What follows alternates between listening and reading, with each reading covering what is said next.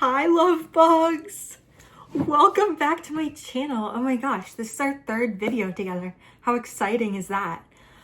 So today I'm diving into my personal beliefs and political, religious affiliation perspectives on a lot of different policies and politics. We're going into the role of the government. We're going into separation of church and state.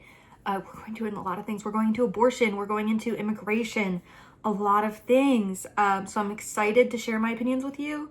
I'm excited to hear what your opinions are because I always love learning more about other people's point of views, and occasionally I change my own. So maybe you're from today, this video will be completely incorrect. It's possible. While all of my political views are backed by the Bible and they are very much based on my faith and based on what I believe as a Christian, they can also be backed by moral reasoning aside from that. There's a lot of things where I'll explain it from my biblical perspective and I'll put some Bible verses up, but there's also things where it's just like, yeah, that just kind of makes sense to believe to me. Like that just seems like common sense. So without further ado, let's go ahead and jump in. So I am Maggie Ellen on YouTube and Instagram. I am turning 17 in 10 days on February 10th. I am a child of God. I'm a Protestant Lutheran, okay? My dad is a Lutheran pastor at 2 different churches. My mom is a teacher. I'm a junior in high school. I do online school. I'm an independent, leaning Democratic, okay? So, as Christians, even if you're not a Christian and watching this, I love you, hi. This video isn't all about Christianity, obviously it's about politics and stuff. But yeah, as a Christian, we are called to love your neighbor. So love your neighbor as yourself, and I love you, and let's get into this video. Bye. Okay, loves, so get your coffee, get your Alani, get your Coke, and let's just jump into it. So for my first talking point, I have my computer in front of me. That's why I'm looking down there. It's small versus large government. Now, this is a big topic that goes around when people are getting into politics. Just in general, people love to ask the question, well, would you rather have a small or large government? That'll decide if you're Democratic or Republican. There's a lot more nuance that goes into it than that. I personally believe that there should be a balance of large and small government. So I lean towards a larger government in general because it allows for more comprehensive care and support for the people, as well as police, roads, hospitals, lots of things that are very fundamental to our society now. However, I also believe that we should be adequately funding our local and state governments to better care for the people in those specific areas. Because you're not going to go talk to the president if you need something. You're going to go talk to the mayor, or you're going to send an email, I guess, in nowadays society, or call them, or send a voicemail. But according to Pew Research, a majority of Democrats and a large share of Americans overall believe that the government should do more to help solve problems like healthcare, poverty, and infrastructure.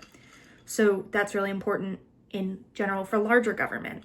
But the important part there is that it doesn't mean unchecked power. Everybody should be able to see what the government's doing and judge and see if there's corruption there.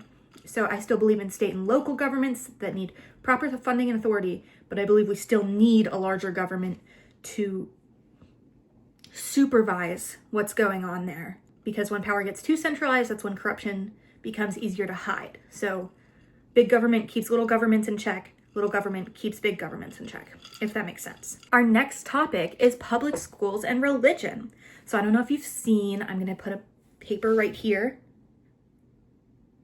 Yeah, there's been things going on, lots of things, including people that want religion to be in our public schools. Now, I've gone over a little bit about my opinions on church and state before and separation of church and state.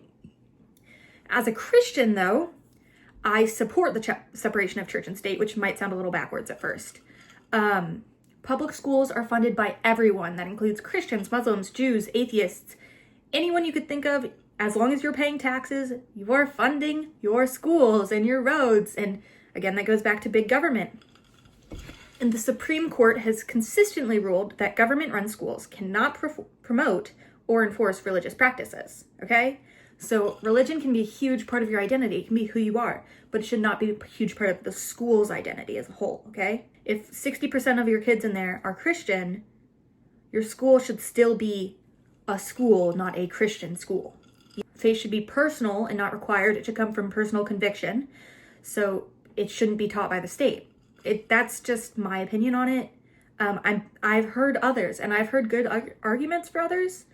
I think we risk a fine line when looking back in history and allowing Christianity into public schools and allowing us to teach Christianity in public schools. However, there are classes such as electives. If you've heard of them, they're also called like special classes when you're in elementary school, which are like fun classes, journalism, music, things you pick out.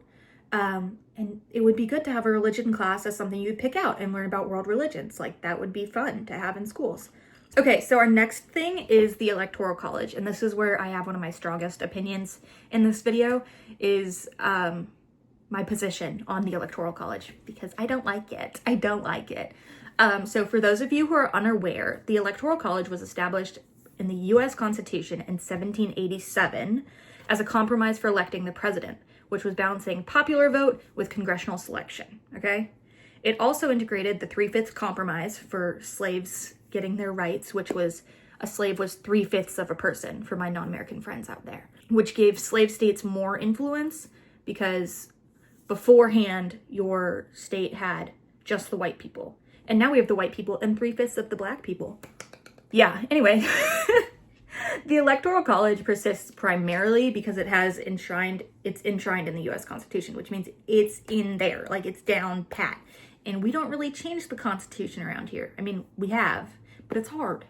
It requires 2/3 congressional vote to be abolished and a 3/4 state ratification to change. I would argue to abolish the Electoral College and solely use popular vote because the Electoral College disproportionately empowers swing states and reduces voter turnout to non-competitive states. Because I live in South Carolina, right?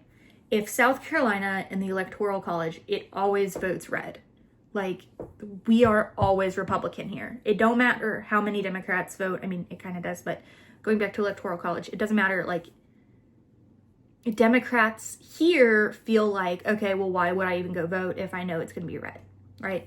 Same thing could go for, a traditionally blue state, okay? I'm not saying that, like, Democrats are suppressed or anything. So right now, the problem with the Electoral College is that a handful of swing states decide elections, and millions of voters in, like, safe states are ignored. So Pew Research shows that around 63% of Americans support moving to a national popular vote. 63% of people are like, yeah, we should just use popular vote because then we actually know who's voting for what. Okay, next, this is a heated one. Tariffs and trade. Ooh. So, tariffs in general are often sold as being tough and patriotic. This very like, oh, we love our country. Let's keep all our business in-house. But in practice, they're a lot more complicated than we're not trading with you anymore, we're trading with us. Okay? It is crucial to consider the history and impacts of recent policies. So while tariffs can be a tool in trade negotiations, poorly executed tariffs, like the ones under Donald Trump, can have detrimental effects on the economy. Economic analysis from groups like the Tax Foundation and reporting from Reuters have shown that broad tariffs often raise prices for consumers, disrupt supply chains, and contribute to inflation. When done correctly, tariffs can be really beneficial, okay?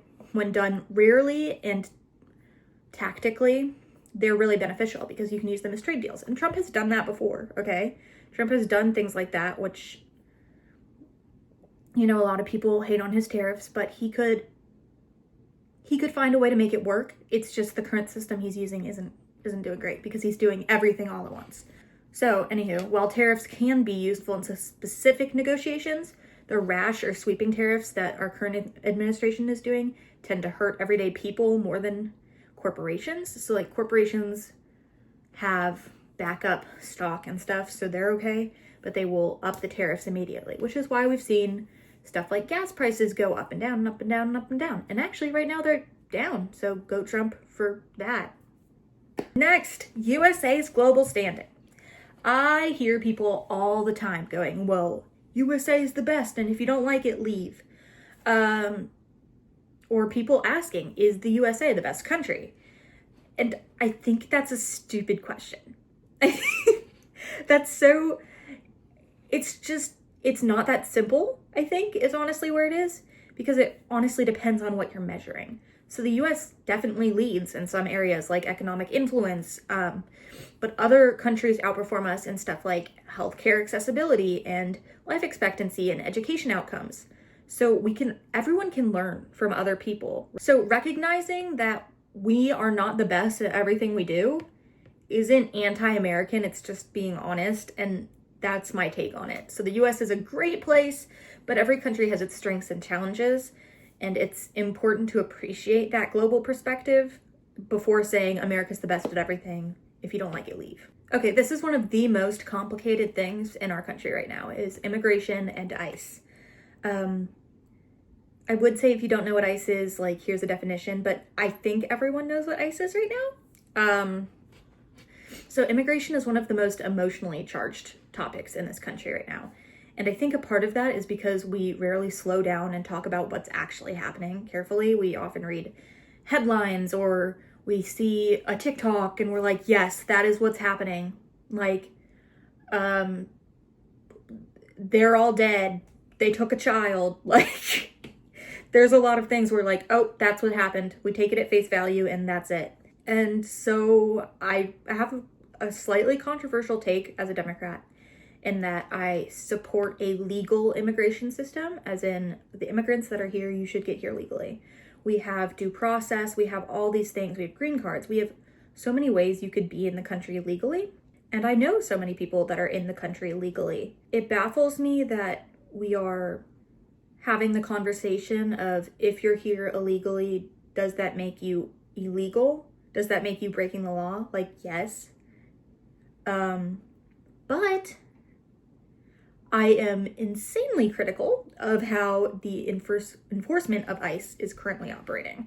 So take it with a grain of salt. In recent months, federal agencies have opened civil rights investigations into ICE-related shootings, and those events have sparked hundreds and hundreds of protests nationwide.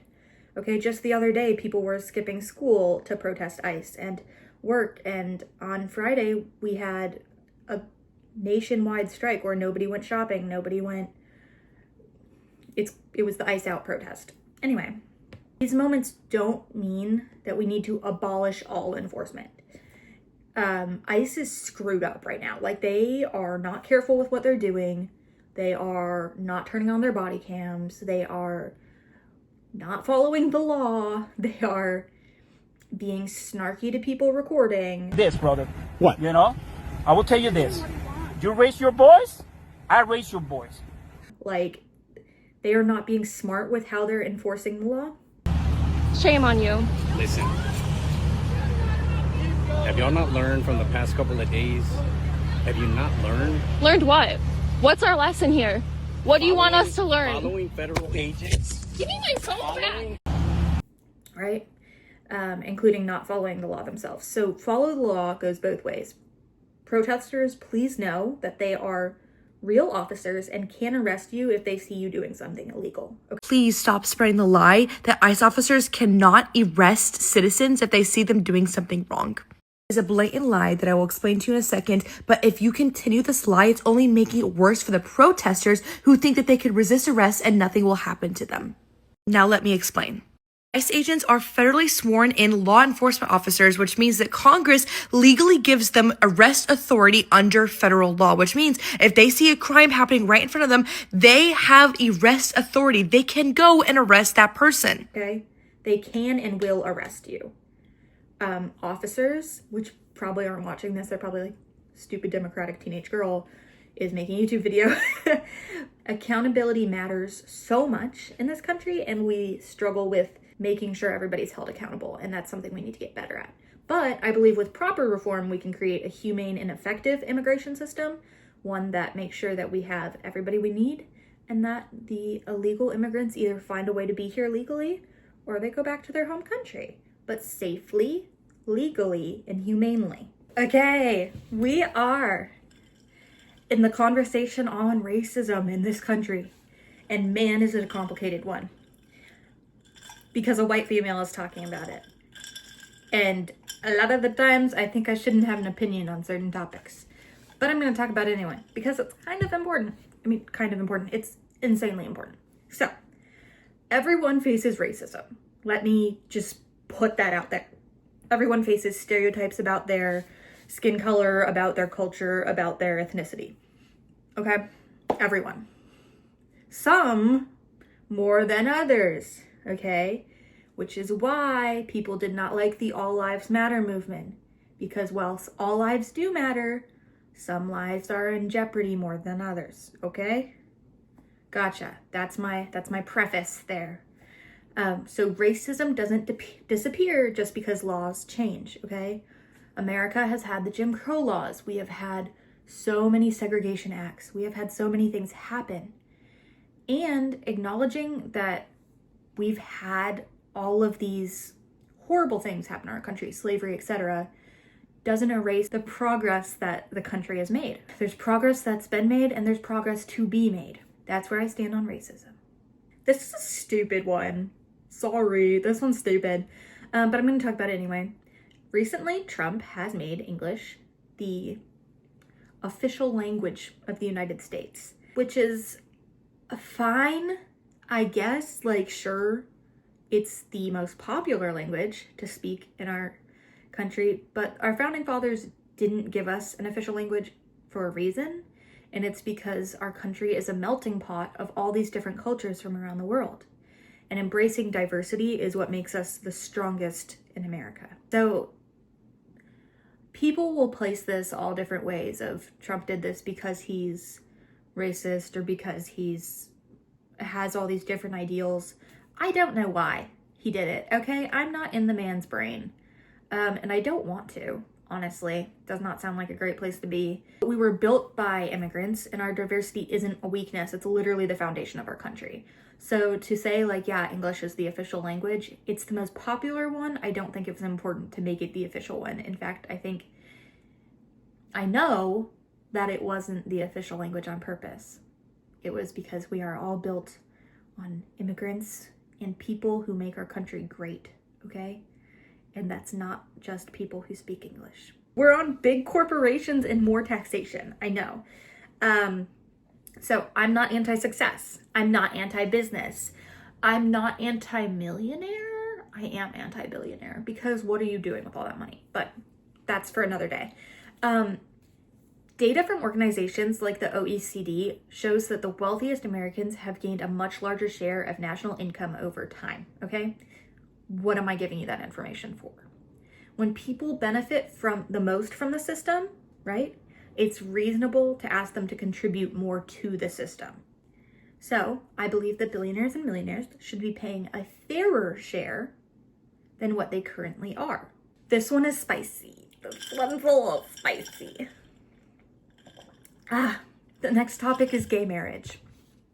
Oh, Maggie, you're a Christian, but you're a Democrat. What is your take on gay marriage? Okay, seriously though, when it comes to gay marriage, we need to talk about all marriage, okay? Because ultimately, you're a person that happens to be gay. Sorry, like, I've already talked on my insistence of separation on church and state. However, marriage is a traditionally Christian tradition. Let's just put it out there. It is from the Bible. It's from the Christian community. It was created in the church. So why are we involving the government at all in that, honestly? Why does it matter? That's just my take, is why involve the government in your marriage? I don't know. I've yet to hear a good argument. If you have one, I want to know it. Like, genuinely, I want to know it. No one should face discrimination or be treated less than because of who they love. And even if people have personal or religious beliefs, the government should not be in the business of denying basic human rights, okay? If you love someone, marry them, okay? And that goes as me, who's very neutral on the, like, gay versus straight thing. Like, I don't, but I could hate gay people, okay? And if I hated gay people, I would still be like, okay, I don't like you, but my personal conviction and my faith, right, should not prevent you from having something, okay? I'm personally convicted. And that kind of goes on to my testimony, which we'll go over in another video. What? We're going over my testimony in another video? Oh my gosh, sneak peek. Here's the next topic. This one's also like a little spicy. We're into the LGBTQ IA+, I think is how you order that movement. So the next one is trans athletes. There are so few trans athletes in our country. Let's just start off with that. Let's Google it.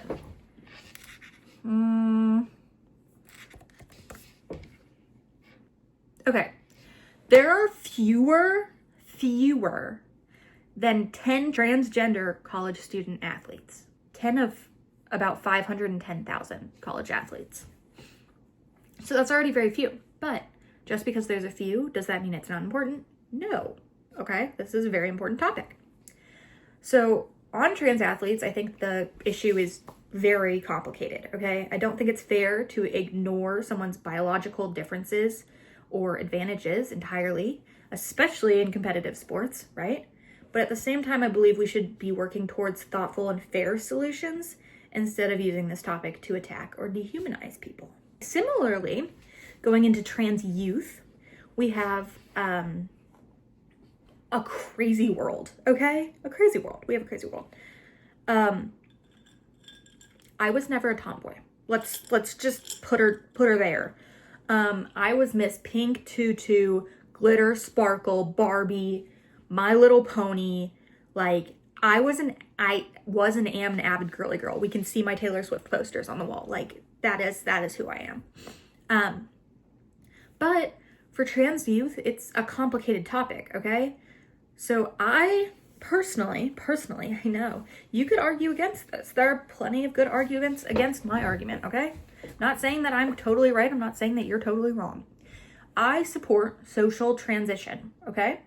Such as, that's like going by a different name, saying you have different pronouns, and wearing like boyish clothes.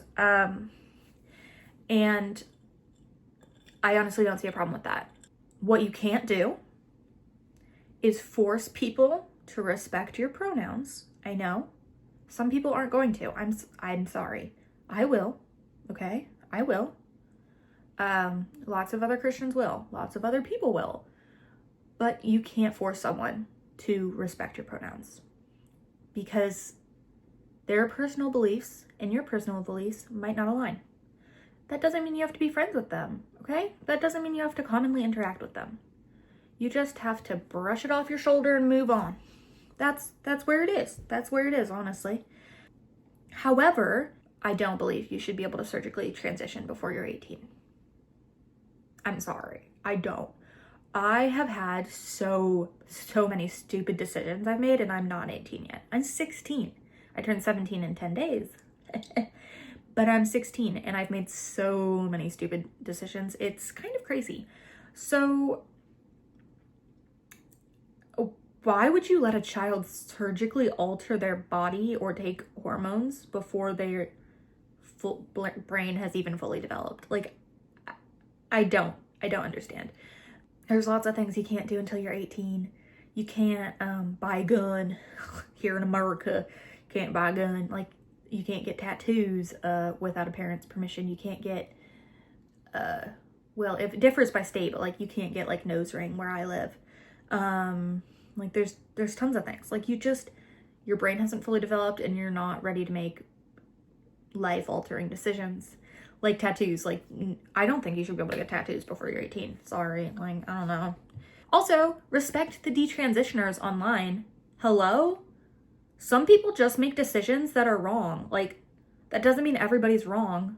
But if someone was, like, there's this guy I watch named, I think, Nina on Instagram, who was born a man, transitioned to a female, and transitioned back to a man.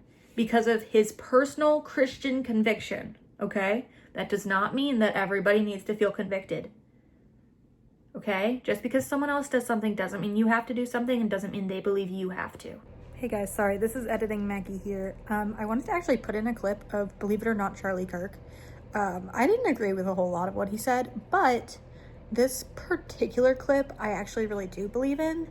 And I think it like puts my point across much better than I can. So I'm gonna put that right here. My prayer for you, this, and again, very few people will say this, I actually want to see you be comfortable in how you were born. Yeah. I know that you might not feel that way, but I think that is something that you can achieve. I think that with the right team and the right people, you don't have to wage war on your body. You can learn to love your body. So yeah, that's not to say that being trans is inherently wrong. Ideally, right, you would feel best in the body that God gave you. As a Christian perspective, I don't know if that helps. Don't be hateful towards trans people. Just letting you know, that's kind of like my outlook on it is ideally you'd be happy and healthy in your own body. Also, it's snowing out. How fun. Yeah, after you're 18, do whatever the heck you want with your body. If you regret it, you regret it. If you don't and you love it, I'm so happy for you. Yay. Okay, that's my take. Okay, we're getting into it. We're getting into the deep stuff, at least for my Christian folk. Everybody take a sip of your drink. The death penalty. Dun, dun, dun. So, y'all are going to be up in my comments. My conservative friends are going to be like, your opinions on the death penalty and on abortion don't align. I know. I know. I'm still working on it. I'm sorry. Like, sometimes as a teenager, you don't have all your opinions worked out, and I'm just telling you what I currently believe. I'm not telling you to believe what I believe. I am against the death penalty, okay? I believe it is God's right to give or take away a life. I believe it is morally wrong. And as a Christian, I believe that taking a life is something that should be left to God, okay? Not the state. And there are too many cases of wrongful convictions to justify the death penalty. There are so many times where people are like, yep, electric chair, sorry bucko, you murdered someone. And then like 20 years later, they're like, oh, you didn't actually murder someone. Yeah, they like fell off a cliff or something. Sorry, that's graphic. Sorry. We shouldn't really be able to deny a human life just because of our worldly laws. But again, worldly laws and Christianity or whatever religion, they're not supposed to mix. Like Maggie, you've built up so much suspense. What is your view on abortion? I'm glad you asked. Let's start off with something. Before you hear my opinion on abortion, and before you ever form your own opinion on abortion, I urge you to go watch a video of an abortion right now, or not right now, after this video. Go watch a video of an abortion and see what it is, because it is heartbreaking. They literally tear off a baby's limbs, okay? Like, heartbreaking. And they crush its skull. Yeah, it's I could cry thinking about that. And abortion is one of the hardest and most emotional topics out there. I think probably along with ICE right now. Like, those are the two hardest ones in this video. I believe it should be legal, but so rare it's basically unheard of. There's all these procedures where it's like, huh? What's that? What you talking about? And you're like, I've never even heard of that, but whatever, cool, glad it exists. That's what I believe abortion should be.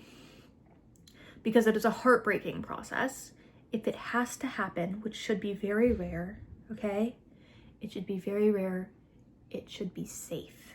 Because ultimately the goal is to save the most lives that you can in the process, okay? So there you go. I believe it shouldn't happen past 5 to 6 weeks when the heartbeat starts. And I realize that that is unfortunate because women don't find out they're pregnant until about 6 or 7 weeks. Okay? It's a very difficult topic. But again, I urge you to go look at what an abortion is before you make your opinion, whether you're pro-abortion or you're pro-life. Just understand what it is, okay?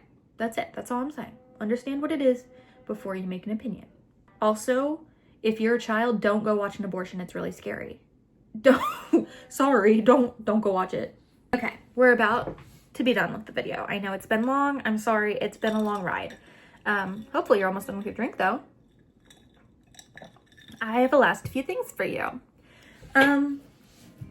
Going through things I didn't cover. I know I didn't cover guns because you have a right to carry a gun. I have a right to carry a gun. I don't carry a gun, but you have the right to. As an American, you have the right to carry your own gun. Yeah, just be safe about it. I think maybe there should be a little bit more safety regulations regarding who can get a gun, but ultimately you do have the American right to carry a gun. So there you go. Yeehaw. Let's see.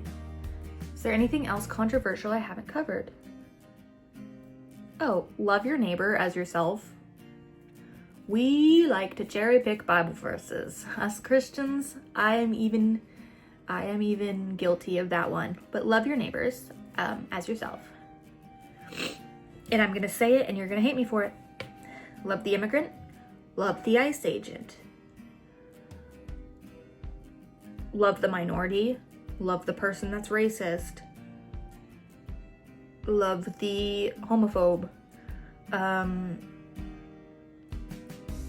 Love your neighbor, okay? That's how you bring people to Christ, is by loving your neighbor.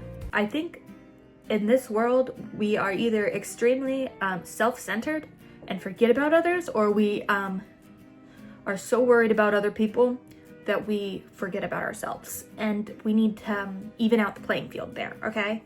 You bring people to Christ by loving them, and you can't love other people unless you love yourself. Boom. Okay guys, thank you so much for watching. At the end of the day, I don't expect everyone to agree with me. I don't even expect anyone to agree with me on everything because I have a lot of mixed opinions. I'm a Christian, Democrat, independent kind of thing. So it's a whole deal. I have a lot of weird opinions that don't match, and that's, you know what, that's how it is. These are my views as someone who believes those things.